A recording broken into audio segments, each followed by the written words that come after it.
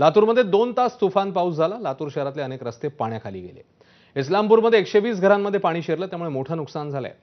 Barshi road, Ambajogai, Nanded road आणि औसा रोडवर पाणीच पाणी झालेलं पाहायला मिळालं। लातूरमध्ये 13 दिवस झाले दररोज पाऊस पडतोय, मात्र आज पावसाने शहराला अक्षरशः धुवून काढलंय। अनेकांच्या घरामध्ये पाणी शिरलेलं होतं।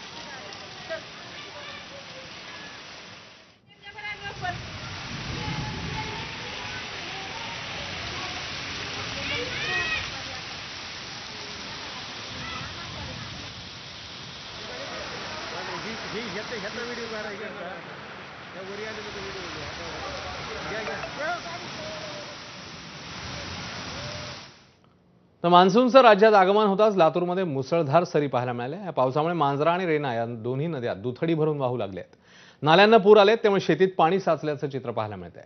या पावसामुळे शेतकरी मात्र सुखावलाय। मान्सूनच्या आगमनामुळे समाधानाचं वातावरण आहे। रेणा नदीवरील 4 बंधारे पाणी संचय पातळीवरून वाहत आहेत, त्यामुळे नदीकाठच्या गावांना सतर्कतेचा इशारा देण्यात आलाय।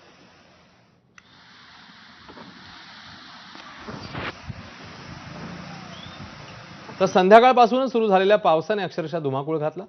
रेणा नदी दुथडी भरून वाहते। रेणापूर कामखेडा या 2 गावांना जोडणारा पूल पाण्याखाली गेलाय। कामखेडा आणि टाकळगाव या गावाचा संपर्क तुटलाय आणि या भागातनं कुणी पूल ओलांडू नये यासाठी प्रशासन काळजी घेताना पाहिलं।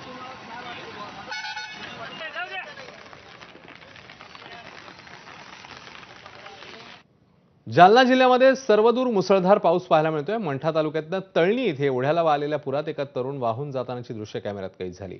शेतातनं येताना